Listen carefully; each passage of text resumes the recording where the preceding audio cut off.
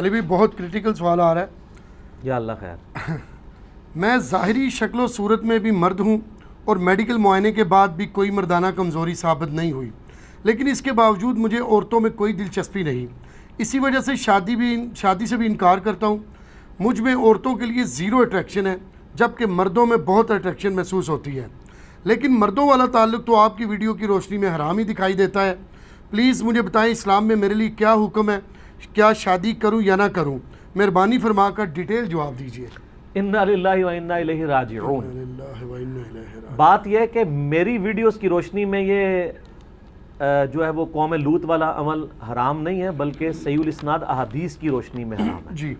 جامعہ ترمذی میں ابو داؤد میں حدیث ہے کہ جو قوم لوط کا سا عمل کرے جی وہ لعنتی ہے. استغفر اللہ. اور نبی صلی اللہ علیہ وآلہ وسلم نے فرمایا اللہ تعالیٰ حق کہنے سے نہیں شرماتا. جامعہ ترمذی میں ابو داؤد میں اللہ تعالیٰ منع کرتا ہے کہ تم اپنی بیویوں کے ساتھ قوم لوط والا عمل کرو.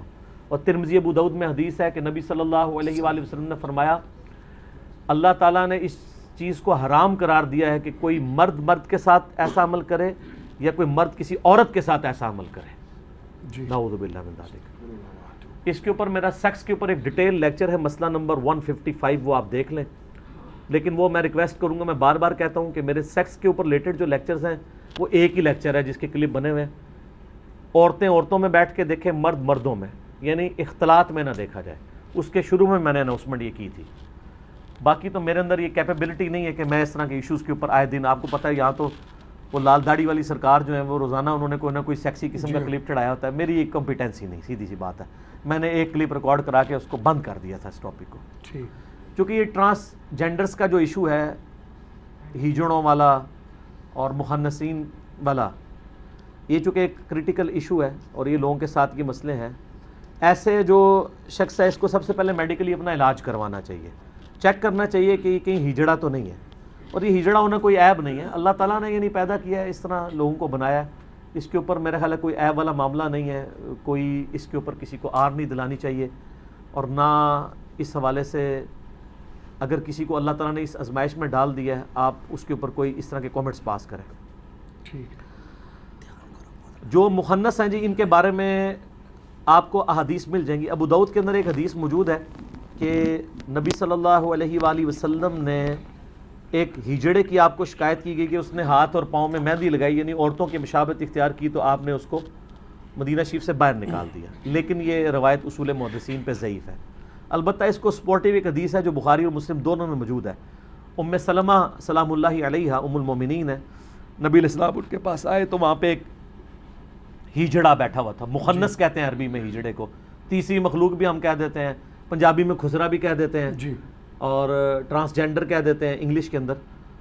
تو وہ وہاں پہ بیٹھا ہوا ام سلمہ کا جو بھائی تھا یعنی نبی علیہ السلام کا سالہ، وہ اس سے گفتگو کر رہا تھا کہ یہ عنقریب اللہ تعالیٰ طائف میں جب مسلمانوں کو فتح دے گا تو وہاں میں تمہیں ایک عورت دکھاؤں گی، جب وہ جاتی ہے تو اس کو 4 بل پڑتے ہیں پیٹ پہ اور جب آتی ہے تو 8 بل پڑتے ہیں. یعنی وہ اس کی، عرب کے لوگ موٹی عورتوں کو پسند کرتے ہیں تو وہ اس کے موٹاپے کی تعریف کر رہا تھا.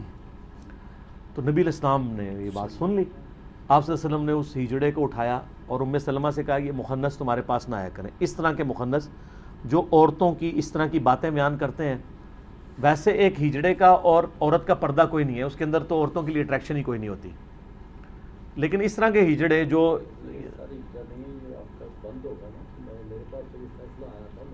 میں اس پہ بات کر رہا ہوں، ڈسکشن کرتے ہیں. اس طرح کی جو چیزیں ہیں نا جی، وہ یعنی جو اس قسم کے ہجڑے ہیں ان کو تو عورتوں کے پاس بیٹھنے کی مخنثین کو اجازت نہیں ہے جی. باقی جس طرح یہ کہہ رہے ہیں نا وہ لوگوں کے ایشوز بھی ہوتے ہیں، اس طرح کے لوگوں نے آپریشن کروائے ہوتے ہیں، بعض لوگوں نے کمائی کا ذریعہ بنانے کے لیے بھی بنے ہوئے ہیں، وہ ایک علیحدہ بات ہے، ہم اس کو فی الحال ڈسکس. اچھا ٹھیک ہے. تو اس میں یہ جو ایشو یہ بتا رہے ہیں نا، اس میں ان کو بالکل شادی نہیں کرنی. انہوں نے شادی کے بارے میں پوچھا ہے، ظاہر ہے نا مرد کو تو شادی کی اجازت نہیں ہے کیونکہ وہ تو عورت کے قابل ہی نہیں ہے. پہلے تو عورتیں خاموش ہو جایا کرتی تھیں، اب تو عورتیں خاموش نہیں رہتی ہیں اور اس کی وجہ سے پھر بعد میں بھی کافی لڑائی جھگڑے بھی شروع ہو جاتے ہیں. اور عموماً اولاد جو نہیں ہو رہی ہوتی زیادہ تر کیسز میں مردوں کے کمزوری پائی جاتی ہے جی. لیکن وہ عورتوں کے سارے ٹیسٹ عورتوں کے کروائے جا رہے ہوتے ہیں. اور الٹیمیٹلی خرابی مرد کے اندر نکلتی ہے. کئی عورتیں ہیں جنہوں نے پوری پوری زندگیاں اسی طریقے سے گزارتی ہیں اور بعد میں یہ نہیں پتہ چلا کہ اس طرح کا مسئلہ تھا. تو ایسی عورت کی بھی ذمہ داری ہے کہ اگر مرد میں کوئی اس قسم کا عیب موجود ہے پہلے تو میڈیکلی علاج کروایا جائے. اگر علاج پاسبل ہو، بعض اوقات نفسیاتی بیماری بھی ہوتی ہے جس کی وجہ سے ریلیشن شپ ڈیولپ نہیں ہوتا. میں ذرا کوڈ ورڈز میں بات کروں گا اور یعنی کیونکہ ہر قسم کے لوگوں نے یہ ویڈیو دیکھنی ہوتی ہے تو ایسے لوگوں کو پھر علاج کروانا چاہیے. کسی یعنی میڈیکل اسپیشلسٹ سے رابطہ کریں جو اس فیلڈ کے اندر ہے. اور اگر پھر ڈکلیئر ہو جاتا ہے کہ اس طرح کا ایشو ہے تو پھر ٹھیک ہے، ان کے لیے تو ٹیشن نہیں ہے. رہا باقی مردوں میں ٹیشن والا مسئلہ تو ویسے ہی حرام ہے. صبر کریں. صحیح بخاری میں حدیث موجود ہے، مسلم میں بھی ہے، اے نوجوانوں کے گروہ نکاح کرو جس میں نکاح کی استطاعت نہیں ہے، وہ روزے رکھ کر اپنی شہوت کو ٹھنڈا کرے. نکاح کرنا آنکھوں کی حفاظت کا ذریعہ ہے اور اپنی عصمت اور عفت کی حفاظت کا ذریعہ ہے. یہاں پہ اسپیسیفکلی اس اعتبار سے کہا گیا ہے استطاعت کہ وہ فیملی کو سپورٹ کر سکتا ہو، تبھی اس کو کہا جا رہا ہے کہ روزوں کے ذریعے شہوت ٹھنڈی کرے. اب اگر وہ فیملی کو سپورٹ بھی کر سکتا ہے لیکن دوسری استطاعت نہیں ہے عورتوں والی تو ظاہر ہے وہ تو نہیں پھر شادی کرے گا. اور اگر مردوں والا معاملہ ہے تو ظاہر ہے وہ خوف خدا کرے اور اس گناہ سے توبہ کرے، اپنا میڈیکل علاج کروائے اور روزے رکھ کے اپنے معاملات کو سیدھا کرے، اللہ کی طرف رہے. عموماً ایسے لوگوں کا اٹھنا بیٹھنا ہی ایسے لوگوں کے ساتھ ہوتا ہے کہ ان کو لت پڑی ہوئی ہوتی ہے. یہ بھی ایک لت ہے نا جی. یہ تو صرف ان لوگوں کو نہیں ہے، کہ شادی شدہ لوگوں کو بھی لت پڑی ہوئی ہے. اور معذرت کے ساتھ مطلب مدرسوں میں یہ کام بہت بڑے لیول پہ ہو رہا ہوتا ہے. میں سارے مدرسوں کو اور سارے مدرسوں کے اسٹوڈنٹس یا ٹیچرز کو نہیں کہہ رہا ہوں، لیکن جو لوگ مدرسوں سے پڑھے ہیں ان کو پتہ ہے یہ معاملات اسکولوں کے اندر کم ہوتے ہیں کیونکہ ہاسٹل وغیرہ نہیں ہوتے. ادروائز اسکولوں میں بھی اگر ہاسٹل شروع ہو جائیں تو مدرسوں سے بھی زیادہ کام اٹھ جائے کیونکہ وہاں پہ اویلیبلٹی ٹیچرز کے لیے نہیں ہوتی. ویسے تو اس طرح کے واقعات اسکولوں کے لیے بھی رپورٹ ہوتے ہیں. یہ بھی یعنی میڈیا کی بھی دو نمبری ہے، صرف مدرسوں کو ہائی لائٹ کرتے ہیں، اسکولوں کو بھی کرنا چاہیے جہاں پہ اس طرح کی برائی ہو رہی ہے. لیکن یہ علیحدہ بات ہے کہ مدرسوں میں یہ زیادہ ہو رہا ہے کیونکہ وہاں پہ اویلیبلٹی زیادہ ہوتی ہے، ان کے پاس چانس زیادہ موجود ہوتا ہے. کیونکہ وہ تو بیچارے ماں باپ تو غربت کی وجہ سے بچے چھوڑ کے چلے گئے ہوتے ہیں، بعد میں وہ استادوں کے رحم و کرم کے اوپر ہوتے ہیں. تو میں اب اس میں کوئی زیادہ یعنی ولگر گفتگو کرنا نہیں چاہتا. آپ کو مدرسوں کا معاملہ پتہ ہے. اگر آپ نے اس معاملے میں میرا کلپ دیکھنا وہ بڑا سخت کلپ تھا عبدالستار ایدھی صاحب کے اوپر، جب ایک مفتی نے کامنٹس کیے تھے، میرا وہ کلپ بڑا وائرل ہوا تھا، تو وہ آپ دیکھ لیں تو آپ کو پتہ چل جائے گا. عبدالستار ایدھی انجینئر محمد علی مرزا لکھیں تو وہ کلپ ٹاپ پہ کھل جائے گا. ٹھیک ہو گیا جی؟ جزاک اللہ. جہاں تک سوال میں سنا تھا اس میں وہ میڈیکلی بندہ کہہ رہا ہے کہ میں فٹ ہوں. میں نے جواب ہر طرح سے دے دیا. ٹھیک ہو گیا. علی بھی اسی حوالے سے اگلے 5 سوالات ٹرانسجینڈر سے ریلیٹڈ ہیں، یعنی مخنث، ہجڑے یا تیسری جنس سے متعلق احکام کیا ہیں. ان میں پہلا سوال ہے ٹرانسجینڈرز یعنی ہجرہ ہونا کیا معاشرتی مسئلہ ہے یا کہ بایولوجیکل مسئلہ ہے؟ بایولوجیکل تو ہے، یہ تو چیز اسٹیبلش ہے، اس میں کوئی شک نہیں ہے جی. لیکن انڈیا، پاکستان، بنگلہ دیش میں بالخصوص یہ معاشرتی مسئلہ بن چکا ہے کیونکہ لوگوں نے سورس آف انکم اس کو بنا لی. یعنی ہم بھی، آپ بھی جانتے ہیں، ہمارے اپنے معاشرے میں کئی ایسے لوگ ہیں جو بالکل نارمل تھے، انہوں نے ہجڑا بن کے کمائی کا ذریعہ، پھر یہاں پہ لوگ آپریشن بھی کروا کے خود اڈاپٹ کر لیتے ہیں. تو یہ تو حرام ہے. قرآن حکیم میں واضح ہے، سورہ نساء کی آیت نمبر 119 میں وَلَآمُرَنَّهُمْ فَلَيُغَيِّرُنَّ خَلْقَ اللَّهِ، میں ضرور تیری مخلوق کو ابھاروں گا کہ تیری بنائی ہوئی تخلیق کو بدلیں گے. جی. تو یہ تخلیق کو بدلنا ہے کہ اللہ نے کسی کو مرد بنایا اور وہ اپنا آپریشن کروا کے عورت بن جاتا ہے یا اپنی وہ والی ساری چیزیں ختم کروا دیتا ہے. یہ تو بخاری مسلم دونوں میں حدیث ہے. صحابہ کرام نے نبی الاسلام سے اجازت مانگی تھی کہ ہم اپنے آپ کو خصی کرنا چاہتے ہیں، یعنی اپنی یہ مردانہ قوت کو ختم کروانا چاہتے ہیں آپریشن کے ذریعے. اس زمانے میں بھی آپریشن ہوتے ہی تھے. تو نبی الاسلام نے اس چیز سے منع فرمایا، قطعاً منع فرمایا. صحیح. اور بخاری مسلم دونوں میں حدیث ہے کہ نبی الاسلام ایک دفعہ گھر میں تشریف فرما نہیں تھے تو 3 اصحاب آئے، ام المومنین سے آ کے پوچھا کہ اللہ کے رسول صلی اللہ علیہ وآلہ وسلم کی دن رات کی روٹین کیا ہے. تو انہوں نے بتایا کہ نبی الاسلام نماز بھی پڑھتے ہیں، نوافل بھی پڑھتے ہیں، رات کو سوتے بھی ہیں، اپنی بیویوں کے پاس بھی جاتے ہیں. تو انہوں نے نبی صلی اللہ علیہ وآلہ وسلم کی عبادت کو ہلکا جانا. تو انہوں نے، ان میں سے ایک نے کہا کہ نبی الاسلام تو بخشے بخشائے ہیں، میں تو روزانہ روزہ رکھا کروں گا. دوسرے نے کہا میں روزانہ پوری رات جاگ کے نفل پڑھوں گا. تیسرے نے کہا میں شادی نہیں کروں گا، شادی کر کے تو جھنجھٹ پالنے والی بات ہے، میں اللہ کی عبادت میں وقت گزاروں گا. یہ تینوں سٹیٹمنٹ دے کے وہاں سے چلے گئے. تو نبی صلی اللہ علیہ وآلہ وسلم جب واپس آئے تو ان تینوں کے بارے میں بتایا گیا. آپ صلی اللہ علیہ وآلہ وسلم جلال میں آپ فرمایا بلاؤ ان کو. بلایا گیا. آپ فرمایا اللہ کی قسم میں تم سے زیادہ اللہ کا تقوی رکھتا ہوں. بے شک. یعنی تقوی کی نشانی یہ کام نہیں ہے. جی ہاں. یہ لادہ بات ہے کہ آپ کہتے ہیں کہ بزرگ نے 40 سال تک عشاء سے فجر پڑھی. یہ متقی ہونا نہیں ہے, یہ سرکس ہے. آپ علیہ السلام نے فرمایا کہ میں رات کو سوتا بھی ہوں, جاگتا بھی ہوں, اپنی بیویوں کے پاس بھی جاتا ہوں, میں نفلی روزے رکھتا بھی ہوں, چھوڑ بھی دیتا ہوں, اور نکاح تو میری سنت ہے. جس نے میری سنت سے اغراض کیا اس کا مجھ سے کوئی تعلق نہیں ہے. جو آپ کے نکاح پڑھاتے وقت حدیث پڑھی جاتی ہے, نکاح سنتی فمن رغب عن سنتی فلیس منی. اس کو سپورٹیو ایک اور حدیث ہے بخاری و مسلم میں. عبداللہ بن عمر بن عاص کی جب شادی ہوئی تو ان کی بیوی کی شکایت نبی صلی اللہ علیہ وآلہ وسلم تک پہنچی کہ یہ پوری رات نفل پڑھتا ہے, بیوی کو ٹائم نہیں دیتا. آپ صلی اللہ علیہ وآلہ وسلم نے بلا کر سیدنا عبداللہ بن عمر بن عاص کو ڈانٹا اور فرمایا عبداللہ اگر روزانہ رات کو جاگے گا تو آنکھیں اندھی ہو جائیں گی تیری. آپ کے بزرگ کہتے ہیں جی وہ ابو بکر شبلی جو تھے جنید بغدادی کے خلیفہ کے مرشد, وہ سری سختی کے تھے نا مرید آگے ابو بکر شبلی اور جنید بغدادی. وہ کہتے ہیں نہیں روزانہ وہ نا آنکھوں میں نمک کا سرما لگایا کرتے تھے حتیٰ کہ ان کی آنکھوں کی نیند ہی آنکھیں ٹر گیا ہونی ہیں, نیند کی تو جانی ہے. اور کہتے ہیں سبحان اللہ. اور نبی علیہ السلام اپنے صحابی کو ڈانٹ رہے ہیں کہ تم روزانہ اگر جاگو گے تو اندھے ہو جاؤ گے. تمہاری آنکھوں کا بھی حق ہے, تمہارے جسم کا بھی حق ہے, تمہاری بیوی کا بھی تم پہ حق ہے. یہ بخاری مسلم کے الفاظ ہیں, یہ کوئی سٹوری بک نہیں ہے. امام بخاری نے اس طرح کی احادیث کے اوپر باب باندھا ہے کہ عبادت میں غلو کرنا مکروہ ہے. آپ کہتے ہیں عشاء کے وضو سے فجر کی نماز پڑھنا, پوری رات جاگنا یہ کرتب ہے اور کرامت ہے, اور نبی علیہ السلام اسے مکروہ گردان رہے ہیں, اس سے منع فرما رہے ہیں. اولیاء اللہ وہ نہیں ہوگا جو نبی علیہ السلام کے طریقے سے ہٹ کے. پھر آپ فرمایا تم روزانہ روزہ کیوں رکھتے ہو؟ اللہ کو روزانہ روزہ رکھنے والا تو ایسا ہے گویا اس نے روزہ رکھا ہی نہیں. بخاری مسلم کے الفاظ ہیں. اگر تم نے روزے رکھنے ہی ہے نا تو عبداللہ داؤدی روزے رکھا کرو. ایک دن روزہ رکھا کرو, ایک دن چھوڑ دیا کرو, یا مہینے میں 3 روزے رکھ لیا کرو.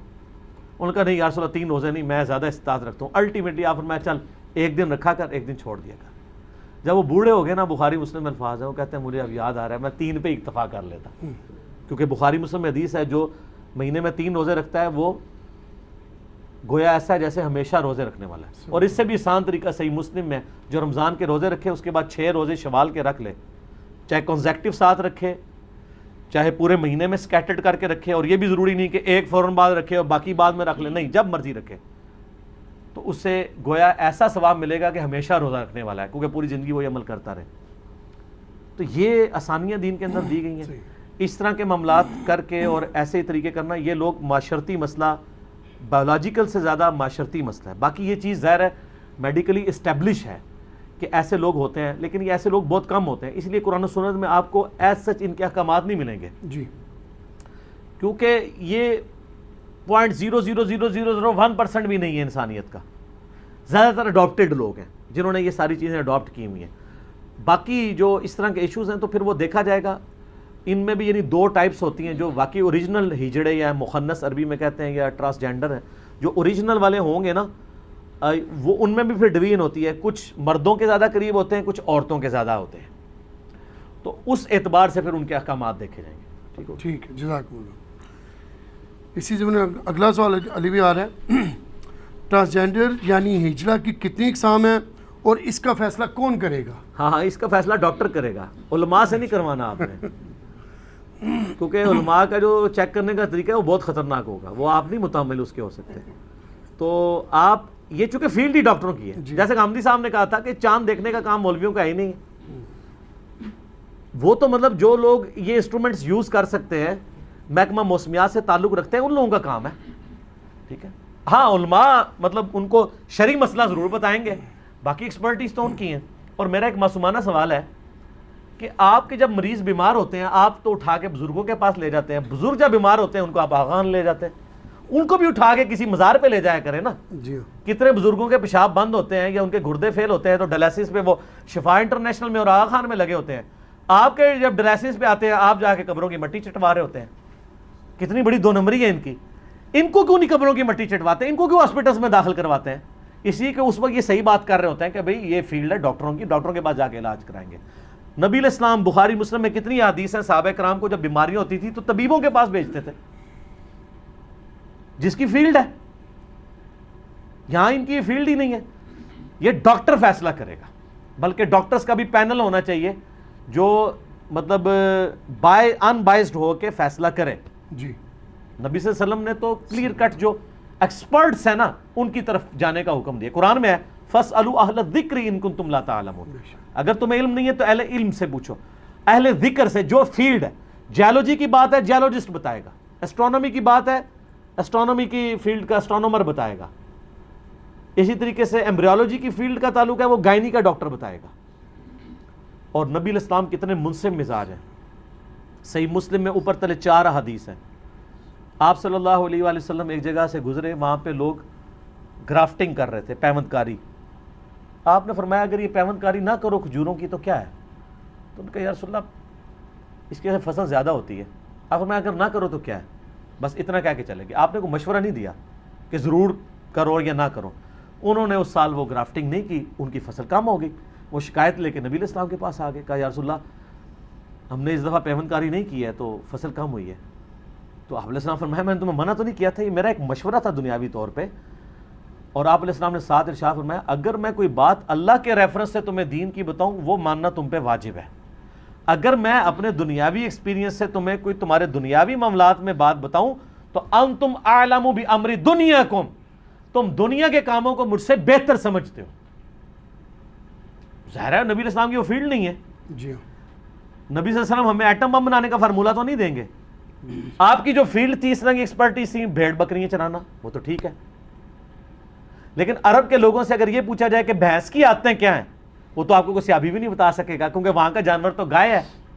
گائے اور بھینس کے نخرے ہی ڈیفرنٹ ہیں. بھینس تو بڑا لاڈلا جانور ہے، تو چھوٹی چھوٹی بات پہ بیمار ہو جاتا ہے. صحیح. گائے ٹف ہے. ٹھیک ہے. تو انتم اعلم بامر دنیاکم، تم دنیا کے کاموں کو بہتر سمجھتے ہو. اسی طریقے سے میڈیکل ایشوز جو ہیں ان کے اوپر آپ نے ایکسپرٹ سے رابطہ کرنا ہے. ٹھیک ہو گیا. جزاک اللہ. علی بھی اگلا سوال ہے ٹرانسجینڈرز یا ہجرا کو وراثت میں حصہ کس حساب سے ملے گا؟ وہ میڈیکلی اگر یہ ڈیسائیڈ ہو جائے کہ یہ مردوں کے زیادہ قریب ہے تو مردوں کے اعتبار سے حصہ ملے گا، اور اگر عورتوں کے زیادہ قریب ہے تو عورتوں کے اعتبار سے. ظاہر ہے اس کے اوپر قیاس اور اجتہاد ہوگا، اور اس میں فقہا نے یعنی کافی زیادہ کام کیا. فقہ حنفی میں بھی آپ کو مل جائے گا، بار شریعت کے اندر بھی آپ کو یہ سارے مسائل مل جائیں گے.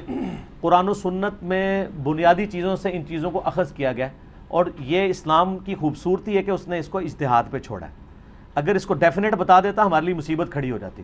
یہ اکثر لوگ کہتے ہیں قرآن حدیث میں یہ مسئلہ کہاں لکھا ہوا ہے، وہ جان بوجھ کے نہیں لکھا ہوا. اجتہاد اسلام کی خوبصورتی ہے، قیامت تک جاری رہے گی. جی اگر فکس ہو جاتا تو آپ کے لیے مصیبت کھڑی ہو جاتی. اور اس کی اصل وہ حدیث ہے بخاری و مسلم دونوں میں ہے کہ نبی صلی اللہ علیہ وآلہ وسلم نے فرمایا کہ عصر کی نماز نہیں پڑھنی مگر بنو قریظہ میں جا کر. اب صحابہ کرام جب جا رہے تھے راستے میں عصر کی نماز قضا ہونے لگی، مغرب کا وقت آ گیا. کچھ صاحب نے نماز پڑھ لی، کچھ نے جا کے بنو قریظہ کے قلعوں کے پاس جا کے قضا کر کے پڑھی. جنہوں نے پڑھ لی انہوں نے کہا کہ حضور کا مطلب یہ تھا جلدی پہنچنا ہے، یہ نہیں کہا تھا کہ نماز ہی چھوڑ دینی ہے. دوسروں نے کہا نہیں آپ کے الفاظ تھے کہ وہاں پڑھنی ہے. دونوں نے 180 ڈگری ڈیسیژن کیا. بخاری مسلم کے الفاظ ہیں یہ شکایت نبی صلی اللہ علیہ وآلہ وسلم کے پاس آئی تو آپ صلی اللہ علیہ وآلہ وسلم نے دونوں کو کچھ نہیں کہا. حالانکہ تھیم کو فالو کیا تھا انہوں نے ہی جنہوں نے نماز قضا ہونے سے بچا لی تھی. دوسروں کو بینیفٹ آف ڈاؤٹ اس لیے دے دیا گیا کہ انہوں نے ظاہری الفاظ پہ عمل کیا. ٹھیک ہے. تو اجتہاد کے معاملات میں بھی مسلمانوں کو بینیفٹ آف ڈاؤٹ دیا گیا ہے کہ آپ اس طرح کے معاملات کو اجتہاد کر لیں. اگلے دن سوال ہے یہ بتائیں جی وہ اگر کوئی چاند پہ چلا جائے تو وہ نماز کس طرح منہ کر کے پڑھے گا؟ تو میں پھر ان سے پہلے میں نے ان کو پھکی دی کہ مقلد تو آپ ہیں، ذرا امام حنیفہ سے پوچھ کے بتائیں. ان کے زمانے میں تو کسی نے سوچا ہی نہیں تھا چاند پہ جائے گا. تو اگر میں یہ مسئلہ حل کر دوں تو پھر آپ سب حنفیوں کو میرا مقلد ہونا پڑے گا. یہ میں جوک کے طور پہ کہہ رہا ہوں. تو میں نے بتایا کہ بھئی بڑا آسان ہے کہ آپ جب چاند پہ جائیں تو آپ پتہ ہے چاند پہ جا کے زمین اسی طریقے سے نظر آ رہی ہوتی ہے جس طرح یہاں سے چاند، صرف سائز بڑا ہوتا ہے. تو چاند پہ کھڑے ہو کے جس طرف آپ کو زمین نظر آ رہی ہے اس طرف منہ کر کے نماز پڑھ لیں. قبلہ ادھر ہی ہوگا، کیونکہ اتنے کلومیٹر دور قبلہ بالکل لوکیٹ ہوگا، کیونکہ جب آپ اتنی لمبی آپ ایک لینتھ میں آ جائیں گے اس میں انچز کا کوئی فرق نہیں ہوتا. تو مسئلہ میں نے حل کر دیا نا جی. تو پھر ہو جاؤ میرے مقلد اور ایک بار جھوم کے کہہ دو کہ نہ میں وہابی نہ میں بابی، میں ہوں مسلم علمی کتابی. خام خواہ کہانیاں بنائی ہیں. او جی ریل گاڑی میں نماز، اچھا ریل گاڑی میں نماز کس بزرگ نے بتائی ہے؟ آپ کے بزرگ تو ریل گاڑی کے روکتے ہی رہے ہیں. وہ کہندے نے جناب ایک بزرگ اتنے انجن نہیں سی رکدا اتنے ٹرین دا، انہاں نگاہ ماری انجن چھالا ماردا سی اتنے ہی، اگے نہیں سی ٹردا. انہاں سمجھا ایک گھوڑا ہے، ان کو پتہ نہیں انجن اگر ایسے چھالے مارے تو وہ پٹری سے نیچے گر جائے گا. ٹھیک ہے، تو آپ بتائیں بزرگوں نے روکی ہے. جن بزرگوں کو یہ زوم ہے نا کہ وہ انجن روک سکتے ہیں، یہ سارے کے سارے بزرگ جو ہے نا وہ ان کو سامنے صرف انجن کی پٹری کے آگے بٹھا دے، 120 کی رفتار میں ریل کار ہم لے کے آتے ہیں، روک کے بتائے کوئی. کہانیاں بنائی ہیں اس طرح کدھر کو روک سکتا ہے خام خواہ.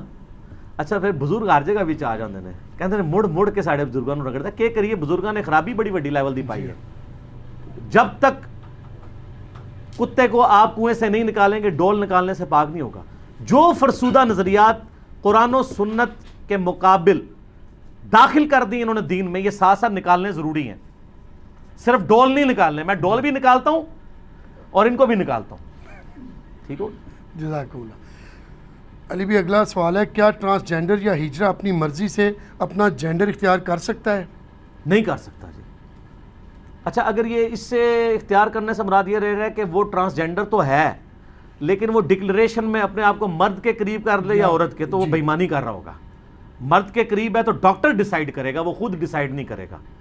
باقی اگر اس سے مراد کو یہ لے رہا ہے کہ وہ اپنا جینڈر خود کرنے کے لیے، یعنی کوئی مرد اپنے آپ کو عورت بنا لیتا ہے اس اعتبار سے کہ وہ یعنی اپنے آپ کو ڈسیبل کروا لیتا ہے سیکچولی، وہ تو حرام ہے. وہ تو قرآن کی روح سے واضح حرام ہے. بخاری مسلم میں حدیث ہے، ان مردوں پہ لانا جو عورتوں کی مشابہت کریں، ان عورتوں پہ لانا تو مردوں کی مشابہت کریں، وہ بھی اس میں آئیں گے. اور وہ جو قرآن کی آیت تو سب سے اوپر ہے، سورہ نساء آیت نمبر 119، وَلَآمُرَنَّهُمْ فَلَا يُغَيِّرُنَّ خَلْقَ اللَّهِ، میں تیری مخلوق کو ابھاروں گا کہ تیری بنائی ہوئی تخلیق کو بدلیں گے. البتہ یہاں پہ میں عرض کر دوں، بعض اوقات تخلیق کو بدلنا ہی فطرت ہے. جیسا کہ بخاری و مسلم میں حدیث ہے، 5 چیزیں فطرت میں داخل ہیں: مونچھے کا پست کرنا، زیر ناف بال کاٹنا، بغلوں کے بال کاٹنا یا اکھیڑنا یا صاف کرنا، ناخن کاٹنا اور ختنہ کروانا. اور مسلم شریف میں 10 چیزیں آئی ہیں، اس میں داڑھی بڑھانا بھی آیا ہے، مسواک کرنا بھی آیا ہے، ناک صاف کرنا بھی آیا ہے. ٹھیک ہے جی، یہ ساری چیزیں آئی ہیں. تو یہاں پہ خطرے میں آپ تخلیق بگاڑ رہے ہوتے ہیں، لیکن یہاں بگاڑنا فطرت ہے. جی ٹھیک ہو. اچھا اس میں کوئی یہ سوال کر سکتا ہے کہ یہ کانوں میں بالیاں ڈالنا عورت کے لیے، یہ بھی تو فطرت بگاڑ رہا ہے؟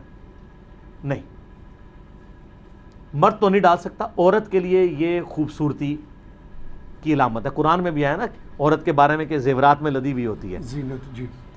اور بخاری مسلم میں آیا کہ جب نبی علیہ السلام نے چندے کی اپیل کی تو عورتوں نے اپنی بالیاں بھی کانوں کی اتار کے دیں. تو اس سے کانوں کی بالیاں، یہ امام حنیفہ نے نہیں ثابت کی ہیں، حدیث شریف میں ثابت ہے. کانوں کی بالیاں اسی وقت اتاری جاتی ہیں جب کانوں میں ڈلی ہوئی ہوں.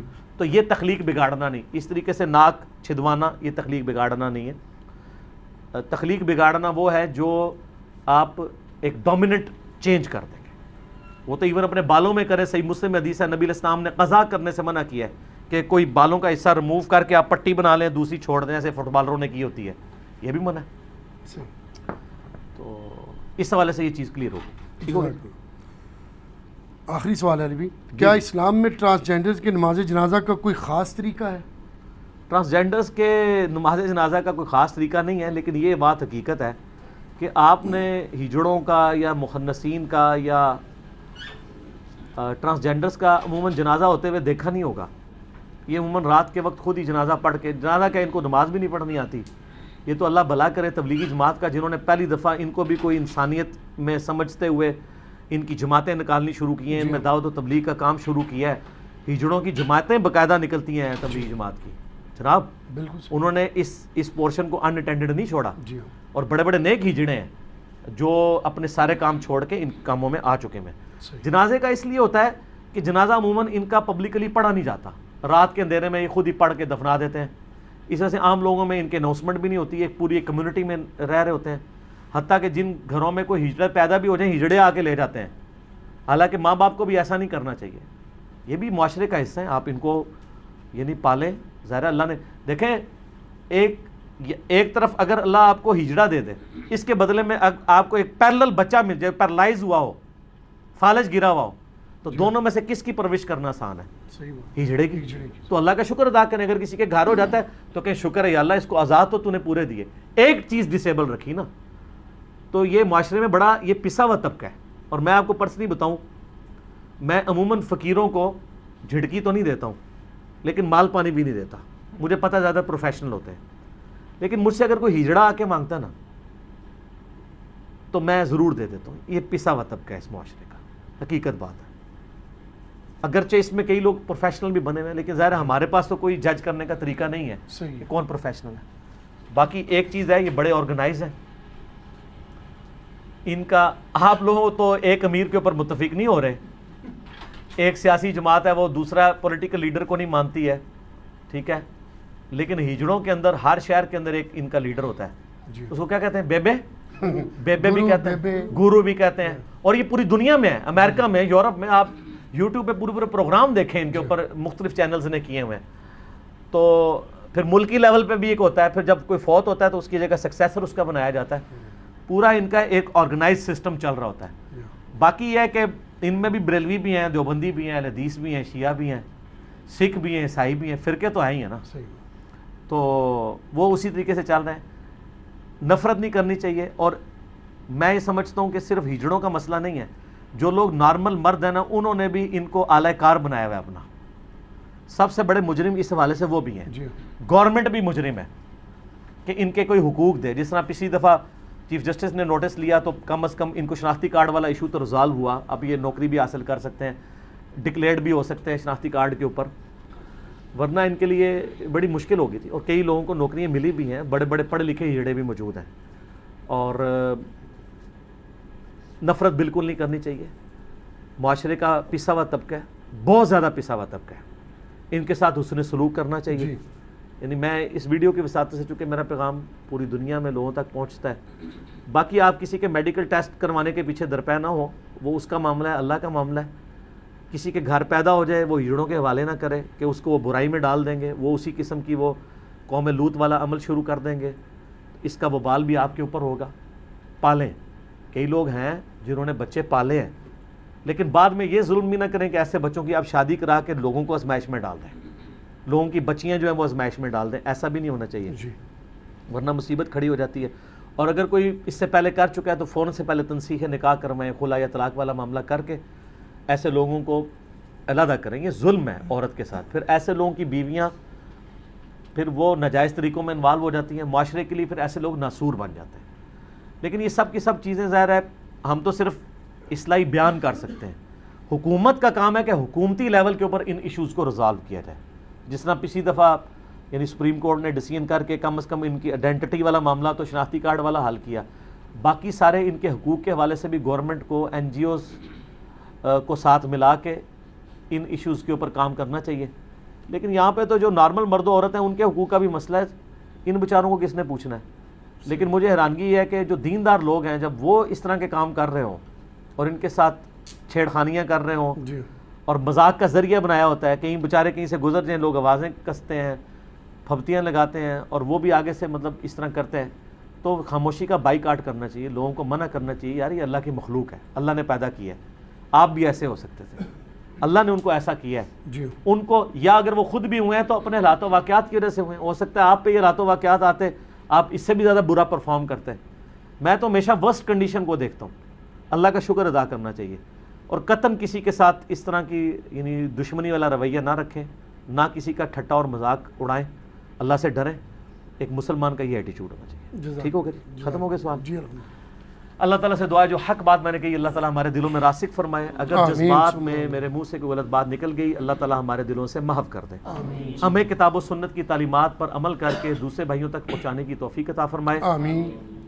سبحانک اللہم و بحمدک اشہد ان لا الہ الا انت استغفرک و اتوب الیک وما علینا الا البلاغ المبین.